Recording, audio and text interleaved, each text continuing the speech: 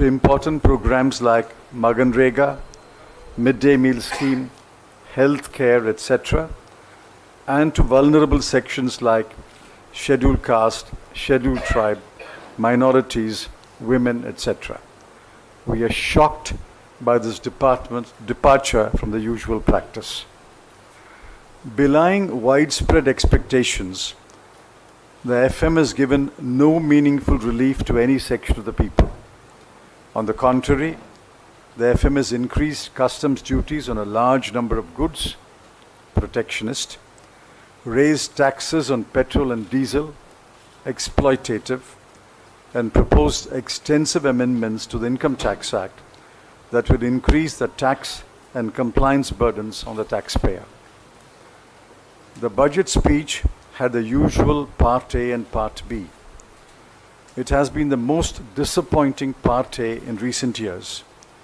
We cannot recall Part A of the budget speech that was so totally bereft of any reform, not to speak of structural reforms. The most disappointed person must be the Chief Economic Advisor. The CEA had set the goal for India to become a $5 trillion economy and premised his entire argument on boosting private investment. There was no indication in the budget speech of any measures to attract greater private investment. The only investment-related proposal was to increase the FPI limit from 24% to the sectoral limit pertaining to the industry, if the investee company opts for the higher limit. We may point out that FPI is not FDI, and we are sure this is not the private investment that the CEA had in mind. In Part A, the FM took about 60 minutes to unveil programs, which turned out to be mostly expansion of current programs and schemes. More rural roads, more electricity connections, more LPG connections, more toilets, more LED bulbs, more homes for the poor, more clusters for rural industries, and so on. She also assumed more responsibility for the central government for school education and college education. The Modi government treats India as one big state government and has taken upon itself the responsibility to do things that are the right and duty of state governments. This is not cooperative federalism. It is an unequal partnership imposed by the center upon state governments. Apparently, the Prime Minister believes that only he and his government can deliver basic public goods and services to the people. We disagree.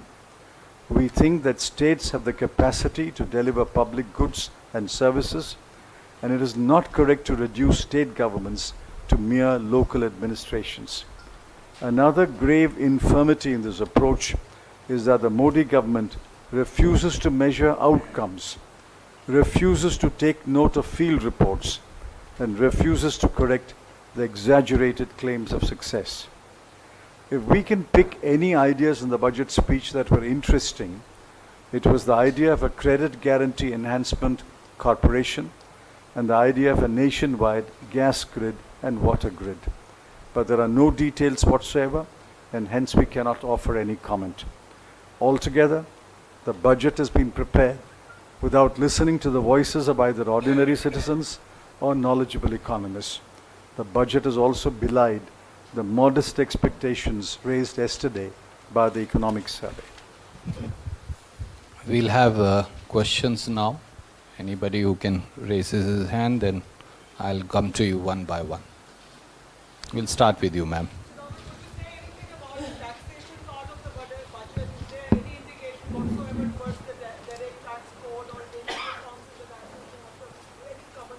There's no reference to the direct taxes code. On the contrary, as I've mentioned in my statement, there are extensive amendments that are being made to the Income Tax Act, which means they are persisting with this Income Tax Act, and there is no indication that the direct taxes code will be enacted soon. Remember, there are 3 drafts of the direct taxes code one updated upon the other, lying on the table of the finance minister of the BJP government for the last 5 years. And actually what they have done is extensively amend the Income Tax Act, increasing compliance burdens on the taxpayer and giving extraordinary powers to the tax collector, which we completely disagree with. You, ma'am.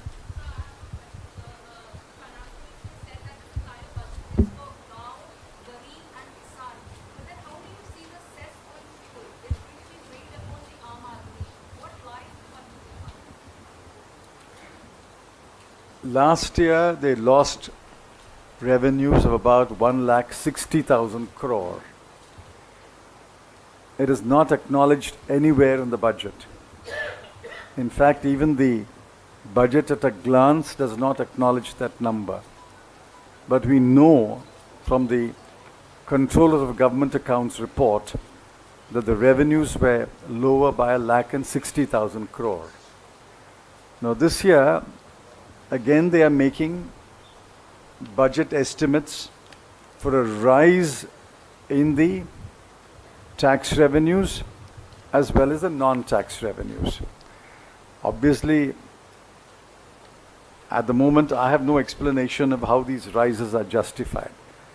But clearly, the increase in the taxes on petrol and diesel, an increase in customs duties is intended to shore up the revenues. But ordinarily, a finance minister will say that the ARM, the additional resource mobilization, will get me so many thousand crore. That statement is absent. So one has to sit down and calculate how much revenues they're going to raise. But the finance minister should have been upfront and said, my ARM is so many crores. I mean, I'm amazed that they don't have the transparency to disclose how much they are raising by these additional taxes. Show me any budget in the past where the ARM number has not been disclosed. Ma'am.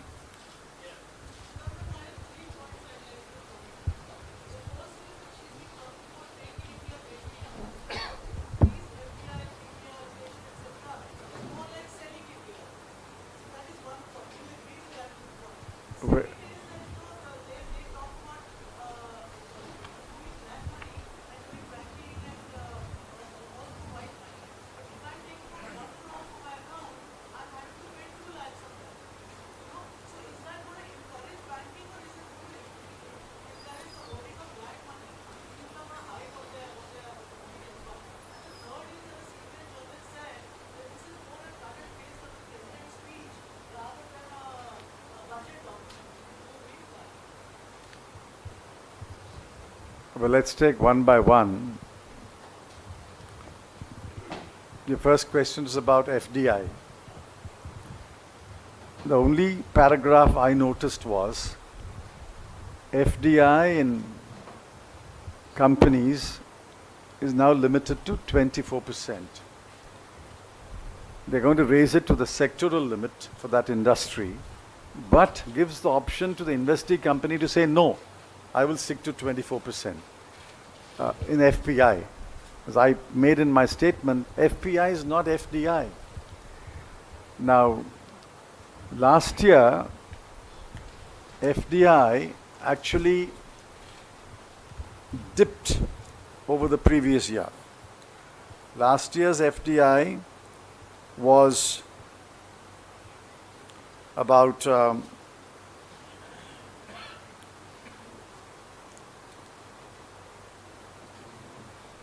$44 billion or so, which was actually $44.37 billion, which was 1% less than the previous year. Therefore, I don't know how they're going to get FDI. She doesn't say anything about FDI except to say we are encouraging FDI. She has said something about relaxing the rules for single brand retail. Now, what rules are being relaxed? I mean, nothing is clear. This is one of the most opaque speeches You can't make out um, what they are trying to do. These are short sentences which doesn't explain what they are trying to do. What is your second question? Is about cash transactions. Yes, this government is obsessed with people must use less cash. We must become a less cash economy. We have pointed out repeatedly that while we must promote a digitization, you cannot force people to use cash. And advanced economies still use a large amount of cash. Germany, for example, 80% of transactions are in cash. In countries like Australia and Canada, it's between 40 to 50% in cash. Now what will happen is, not extensively, but what will happen is, people who want to use cash will shy away from putting it in a bank. They will just keep it at home. Or do some private money lending, where they can take back the cash at short notice. Well, what they have done is not a tax, it's a tax deduction. So to be adjusted against your ultimate tax liability. But while I agree that digitization must be promoted, any kind of forced use of cash is going to be counterproductive. Sayed.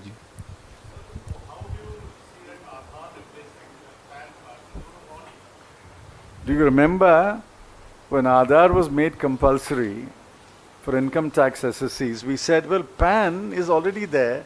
Why do you want to make it Aadhaar? Now they are saying, Aadhaar is good enough, PAN is not necessary. What kind of a comedy is this? If PAN and Aadhaar serve the same purpose, if PAN is as good as Aadhaar and Aadhaar is as good as PAN, there was already PAN for income tax assessees. Why did you amend the Income Tax Act to compulsorily link Aadhaar with PAN?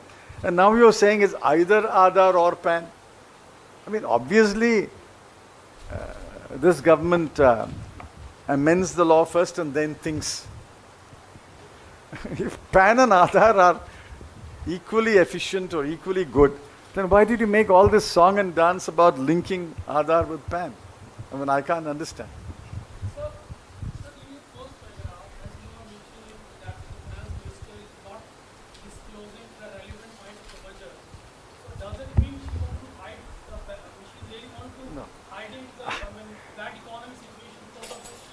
See, you can't hide it forever.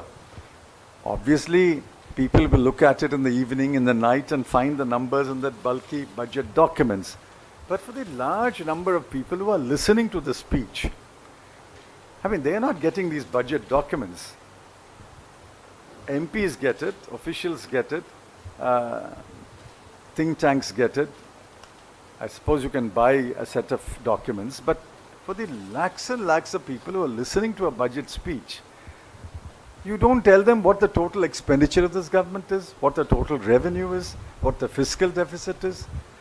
What are you afraid of? Why are you keeping people in the dark? I mean, I will do research now tonight and wade through the document and find the number. But I couldn't find the number between, say, 1:15 and 4:30 because I had to prepare the statement. But I think it's unfair, it's unethical not to disclose these numbers in Parliament.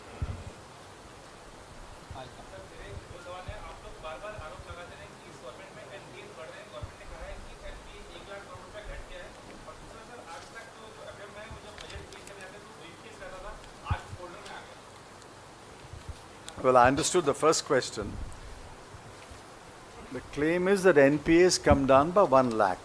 That's correct. A little over 10% has become a little over 8%. But please remember, in the 5 years of Modi 1.0 government, banks wrote off 5,55,603 crore rupees. Wrote off. So while the finance minister claimed that we have reduced NPA by 1 lakh crore, she should have also said in the same period banks have written off rupees 5,55,603 crore. Why didn't she say that? I don't know. What is the second question? Just a moment. The What was second question? Oh, she brought a file. Yeah, but take it from me, a Congress finance minister will in future bring an iPad. Sir आज तक कभी budget में ऐसा देखा नहीं गया कि defence related topics को शुरुआत से लेकर के अंत तक डिस्कस ना किया गया हो। इस बजट में सिर्फ एक चीज का जिक्र था डिफेंस से रिलेटेड कि डिफेंस रिलेटेड प्रोक्यूरमेंट्स अगर होते हैं बाहर से इंपोर्ट किए जाते हैं तो उसमें छूट मिलेगी, लेकिन एग्जैक्टली डिफेंस रिलेटेड कुछ बातें हैं नहीं इस बजट में। इसको लेकर क्या करें?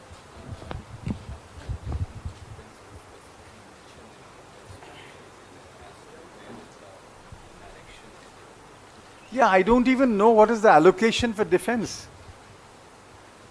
Unless one of you knows it. I will know by tonight or tomorrow when I go through the expenditure budget.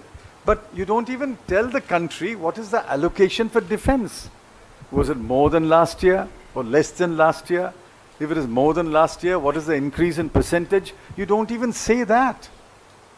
This is the most opaque budget speech I've come across. I think it's very unfair to the people of India. I'll put it that way. It's very unfair to the people of India. You don't tell them what is the allocation for defense. What is the allocation for midday meal? What is the allocation for Maganrega? Please remember, there are thousands and millions of people waiting to know whether their concerns, their interests are being taken care of. Sarab Bahadur. I'll come to you Bhaiya after this.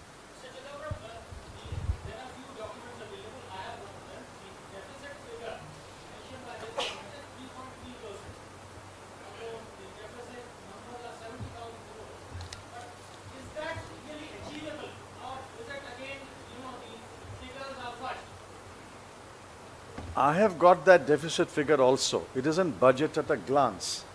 The point I'm making is the lakhs and lakhs of people who are listening to the budget speech don't have the budget at a glance document. So you should have told them the deficit is going to be 3.3. Last year it was 3.4. I'm reducing it by 0.1 at 3.3. Since last year's number turned out to be not credible, they lost revenues of 1,60,000 crore. This year's number is at the moment not credible. Unless I go through the revenue receipts document and satisfy myself that these revenues are indeed realizable, and then I go through the expenditure statement and satisfy myself that these expenditures are indeed credible numbers, how can I pronounce on whether 3.3 is credible or not? Going by last year's experience, 3.3 is not credible. I'll come to you. Shahid Bhai.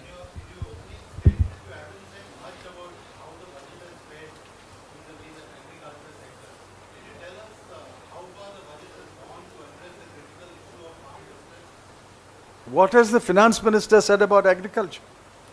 Very little. So what can I say about something which she has not said? I mean, usually there is a paragraph on agriculture which will go a long way to assuage the apprehensions of farmers. Please remember, agriculture growth rate has declined. Have you seen that graph in the economic survey? See the graph in the economic survey. It started at about 5%, comes down to 2.9%. Now, last year ended with 2.9%. How are you going to raise the graph from 2.9 to 4? There must be a paragraph which explains that. There's nothing in the budget speech which deals with how you're going to reverse the slide in agriculture.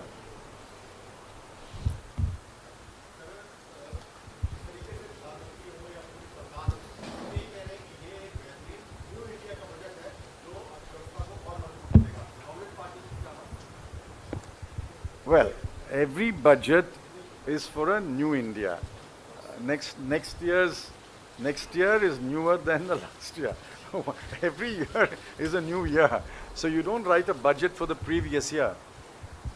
I mean, this new India is one of the, 143rd slogan or something of this government. How many slogans have they had since Achhe Din? So New India has become the new slogan now. But all slogans in this government have a shelf life about 3 or 4 months. they will come up with another slogan. We'll see. What does he want? Oh, please, please, please. आदरणीय साथी, गांव, गरीब, किसान, युवा 2019 के budget में थोथे शब्द बन गए हैं।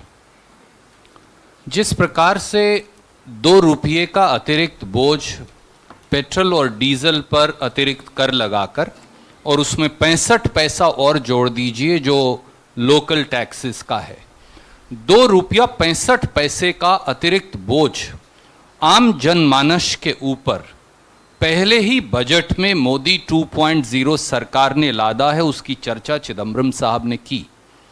मैं ये भी याद दिलाऊं कि पिछले 5 वर्ष में 12 बार डीजल पर 447% एक्साइज ड्यूटी बढ़ाकर और 211% पेट्रोल पर एक्साइज ड्यूटी बढ़ाकर 5 वर्ष में जनता की जेब से 13 लाख करोड़ पेट्रोल डीजल से मोदी सरकार 1.0 ने निकाले और अब फिर 2 रुपया 65 पैसे का अतिरिक्त बोझ लाद कर आज जनता को लूटने की नई तैयारी शुरू कर दी है। क्या ये न्यू इंडिया है? क्या ये न्यू इंडिया है जिस बजट में रोजगार के सृजन की बात ही ना हो? क्या ये न्यू इंडिया है जहां गांव, गरीब, किसान की आय दुगनी करने या न्यूनतम समर्थन मूल्य की चर्चा ही ना हो? इसीलिए श्री पी चिदम्बरम जी ने यह कहा कि यह पूरा बजट दिशाहीन है और एक तरह से आंकड़ों को छुपाने की अनर्गल कोशिश है।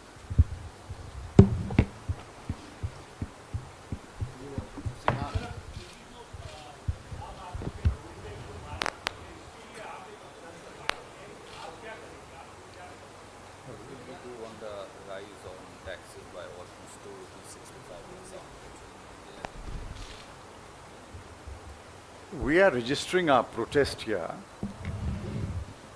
We have protested in the past, but as I said on one occasion, what can people do? Every morning, somebody has to go to work, somebody has to take his tractor to the farm, somebody has to take his truck to ferry goods. They grumble, pay the extra amount and put the petrol or the diesel in their vehicle. They grumble. But what else can people do?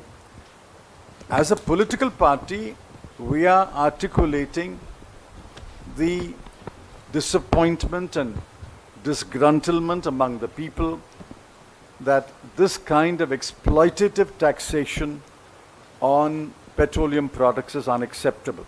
Look at the economic survey. The economic survey says petrol prices have softened and this is good news. The whole section is there. And that was yesterday. And today you raise petrol and diesel prices by over 2 rupees. So obviously the persons who are thinking in this government are thinking in one direction. The persons who are acting in this government are acting in a different direction. Ma'am.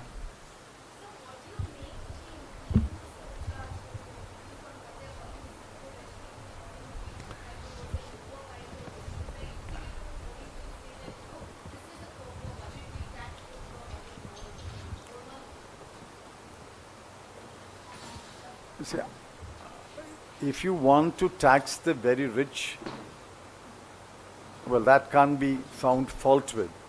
But it's not clear whether the surcharge is being increased from 3% to 7% or is being increased by 7%. One has to read the finance bill, because the language of the finance minister's speech is not at all clear. It says from 2 to 5 crore and above 5 crore, the effective tax rate will be increased by 3% and 7%. So it's not clear. So either the effective tax rate is if the effective tax rate is being increased by 7%, that's a whopping increase. If it's being increased to 7%, that's still a big increase of 4%. But they should also disclose how many people have an income of over 5 crore and how many people have an income between 2 and 5 crore. the number can't be more than a few thousands. So not going to get much revenue there, but this is all right for a platform to stand up and say, I have taxed the rich. You wanted to ask some. Sanjay, I'll come to you after him.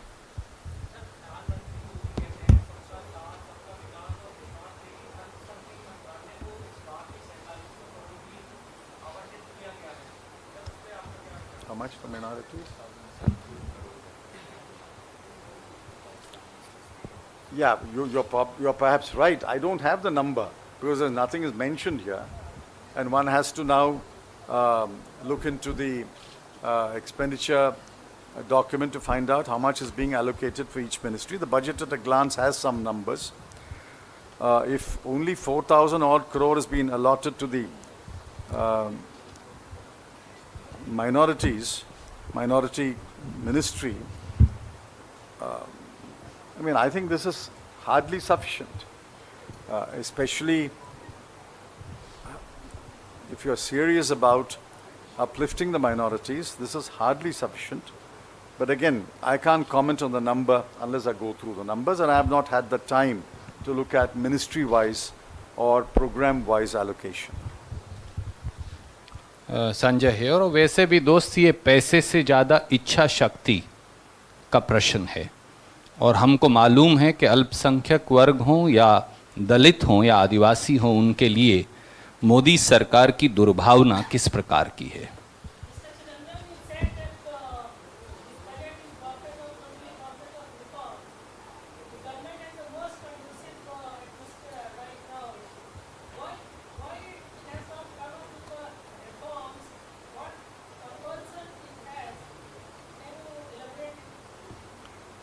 So I think,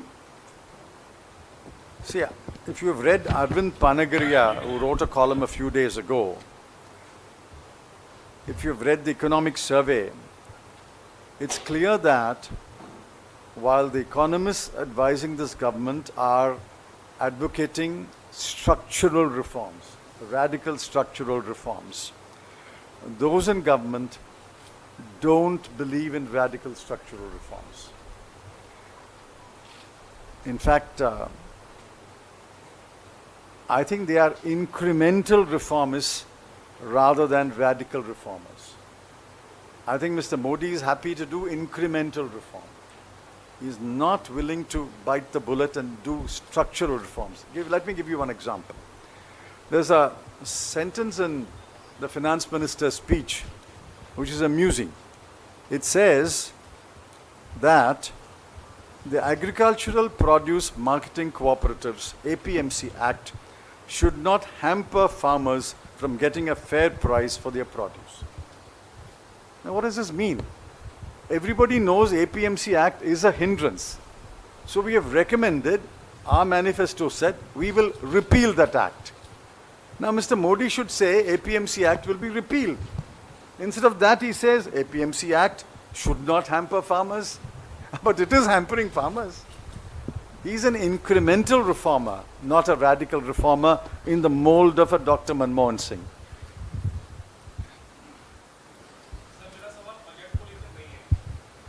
But we are doing budget only This is today. a press conference specific to it, so we'll answer it later. Supriya.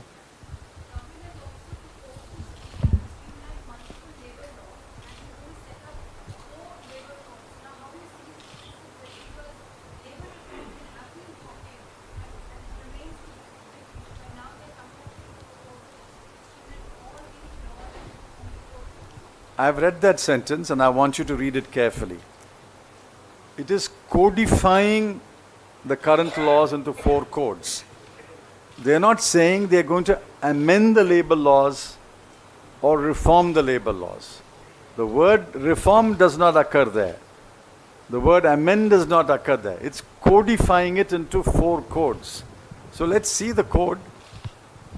Codifying is bringing allied acts, related acts in one book. But that's not the same as reforming the laws or amending the laws. And the economic survey says we must do labor law reforms. Okay, all right. Thank you so much. Thank you very much.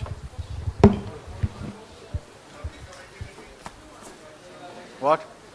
No, this is a specific press conference on budget, so kindly ask ask your Randeep. question later. What is it? Working committee?